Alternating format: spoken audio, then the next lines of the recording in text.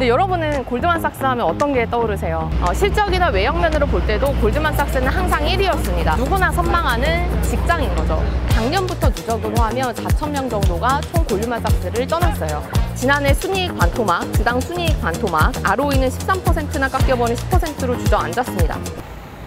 여러분, 어디서 돈 냄새 안 나십니까? 저는 오늘 지금 골드만삭스 본사에 나와 있거든요. 근데 여러분은 골드만삭스 하면 어떤 게 떠오르세요? 화려하고 바쁜 월가 중심에서 가장 많은 돈을 벌어들이는 투자은행, 뭐 이런 이미지가 좀 떠오르실 텐데, 이 2009년에 미국 잡지사인 롤링스톤도 이 골드만삭스를 일컬어서 흡혈 오징어다 이런 비유를 썼어요.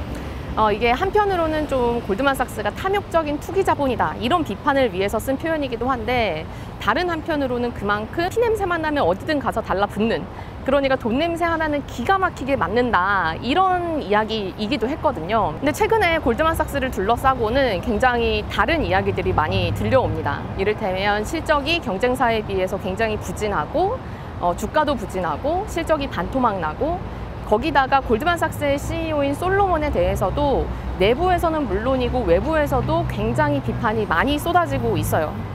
이 자타공인 월가 1위를 자부했던 골드만삭스에 대체 무슨 일이 생겼길래 이렇게 실적도 나빠지고 잡음이 일어나고 있는 건지, 저는 오늘 그 이야기를 한번 해보려고 합니다. 저와 함께 가시죠.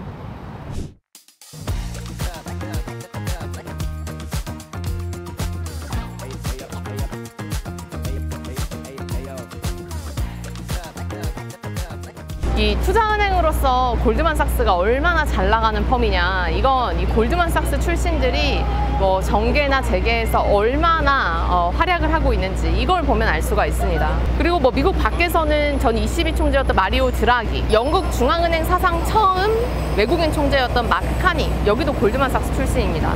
금융뿐만 아니라 정계에 미친 영향도 굉장히 대단했죠. 뭐 예를 들어서 1960년대 헨리 파울러 전 재무장관을 비롯해서 로버트 루긴, 헨리 폴슨, 스티브 무누신까지 모두 골드만삭스 출신이었습니다. 트럼프 정부에서 백악관 고문인 스티븐 배넌, 트럼프 사관의 실세로 불렸던 게리 콘, 그리고 미국 밖에서는 리시 수낙 영국 총리, 여기까지 다 골드만삭스 출신입니다.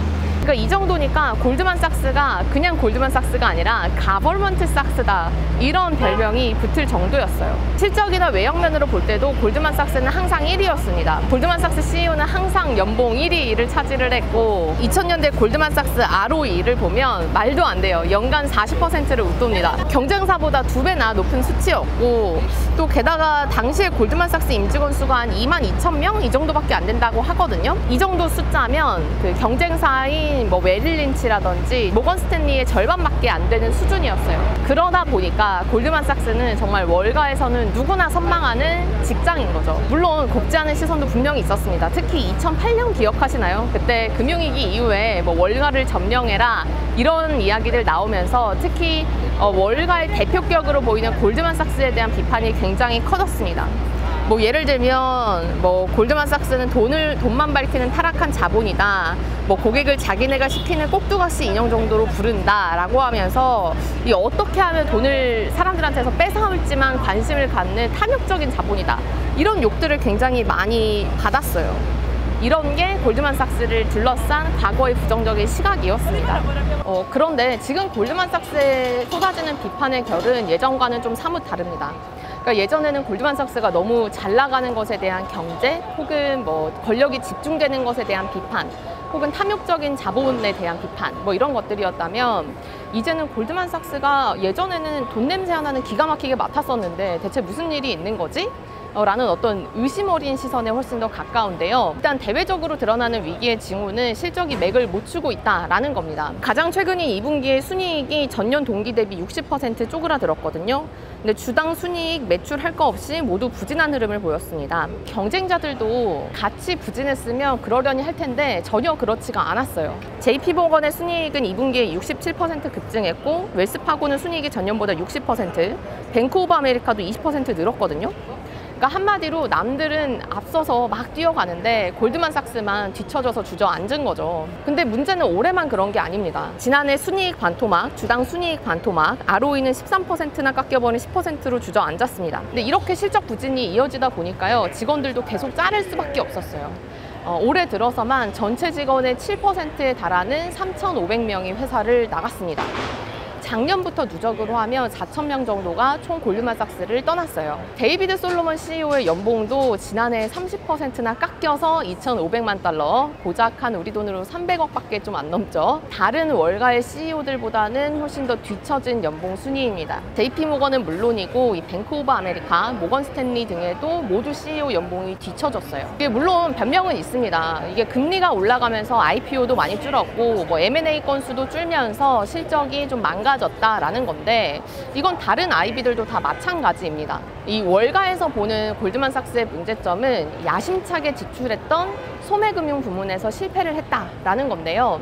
골드만삭스는 2016년에 이 골드만삭스 창업자 마커스 골드만의 이름을 따서 이 마커스라는 소매금융 플랫폼을 출범을 시킵니다. 이 2000년에 체이스은행과 이 JP모건이 합쳐지면서 소매금융을 확보한 JP모건이 굉장히 안정적으로 수익을 가져가기 시작했고, 그러면서 골드만삭스 내부에서도 우리도 질 수 없지, 이 소매금융 부분을 늘리자라고 하면서 굉장히 소매금융 부분을 공격적으로 늘렸고요. 특히 2018년에 솔로몬 CEO가 취임을 하면서 이 가계대출 부문을 굉장히 공격적으로 늘렸습니다. 2019년에는 애플과 손잡고 애플 카드를 내놓기도 했고요. 또 유나이티드 캐피털이라는 곳을 인수해서 이 소매금융 사업에 적극적으로 해보겠다, 이런 의지를 표출을 했었죠. 근데 문제는 금리가 올라가면서 이렇게 내어준 가계 부문의 대출이 하나둘 부실이 생기기 시작했다라는 겁니다.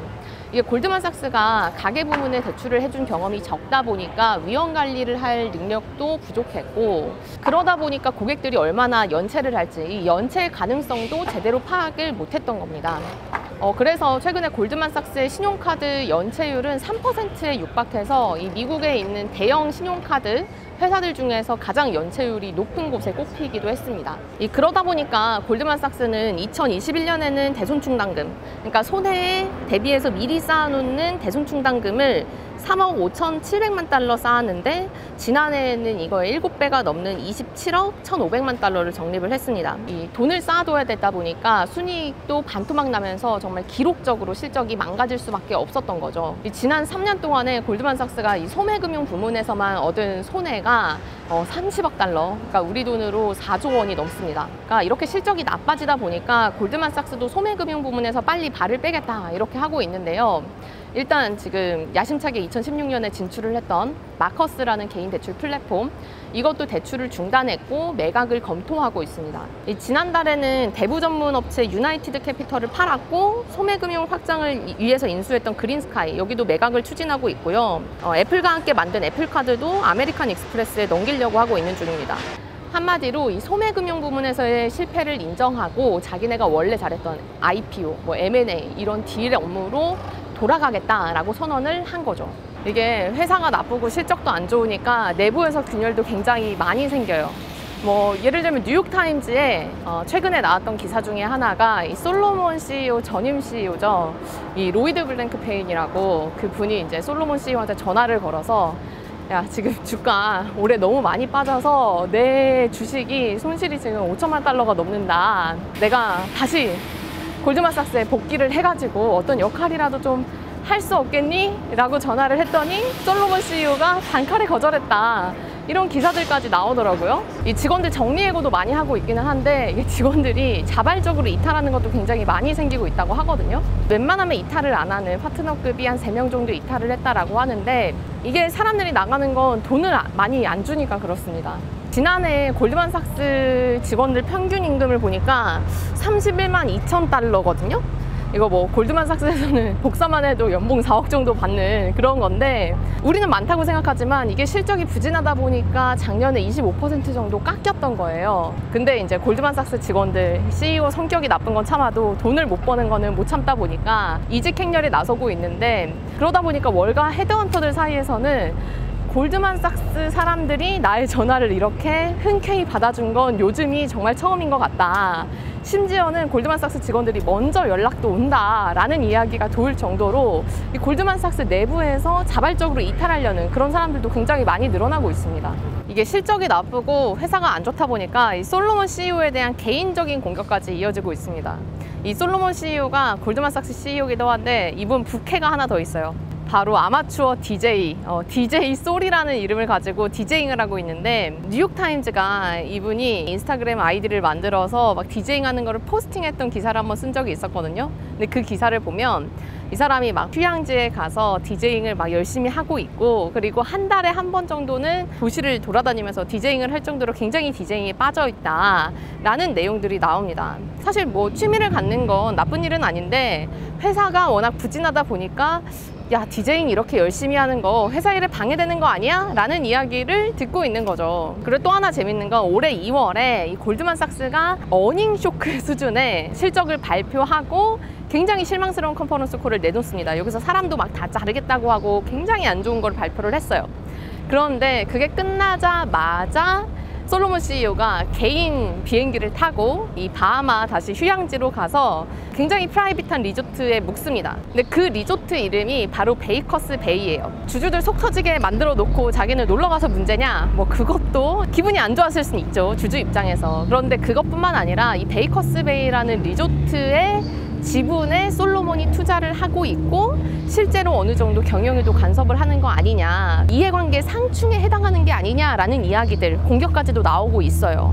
골드만삭스 이거에 대한 공식적인 입장은 솔로몬이 이 리조트에 투자한 거는 고작 한 자릿수 100만 달러다. 그러니까 우리 돈으로 하면 뭐 몇십억에서 한 뭐 해서 몇백억 정도, 이분 연봉 300억이라니까요, 깎여서. 그러니까 굉장히 적은 금액을 투자하고 있을 뿐이고, 이 리조트에 할애하는 시간도 연간으로 따져서 8시간밖에 안 된다 라고 이야기는 하고 있지만, 주주들의 입장은 여전히 곱지가 않은 겁니다. 심지어는 굉장히 개인적인 성격, 성품까지도 공격을 받고 있는데, 예를 들어서 어떤 사람에게 따뜻한 허그를 해줄 사람을 원한다면 그 사람은 솔로몬이 아니다, 뭐 이런 코멘트가 언론을 향해서 흘러나올 정도로 직원들과의 개인적인 관계도 좋지 않다라는 거예요.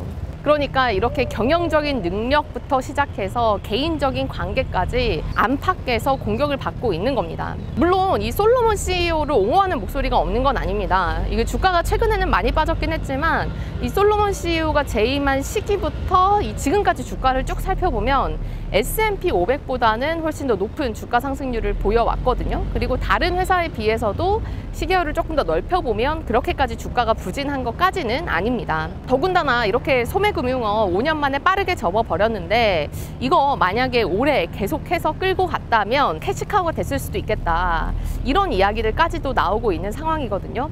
또 이 골드만삭스에서 이렇게 부침을 겪었던, 실적이 나빠졌던 CEO가 솔로몬이 처음이 아니다.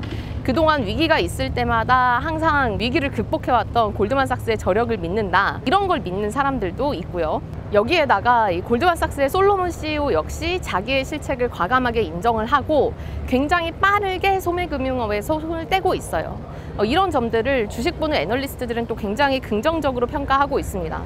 그동안 굉장히 많은 손실을 봤던 부문의 사업을 매각을 하면서 손실이 이제는 생기지 않을 것이고, 또 회사를 매각하면서 얻은 수익으로 이 주주 환원 정책을 펼 것이기 때문에 주가는 올라갈 수 있을 것 같다라는 이야기들이 슬슬 나오고 있는 그런 상황입니다. 심지어 최근에는 이 솔로몬 CEO가 사업적인 것뿐만 아니라 개인적으로도 좀 뭔가 만회를 하기 위해서 직원들을 자기의 그 소호에 있는 굉장히 비싼 로프트에 불러서 파티를 열었다, 이런 보도까지 나올 정도더라고요. 사업상으로나 뭐 개인적으로나 굉장히 많은 변화를 꾀하고 있는 데이비드 솔로몬이 실적이 수렁에 빠진 골드만삭스를 구해낼 수 있을 것인가? 골드만삭스의 이 화려한 영광을 기억하는 투자자들은 이 점을 주목하고 있습니다. 네, 지금까지 월스트리트에서 한경글로벌마켓 나수지였습니다. 감사합니다.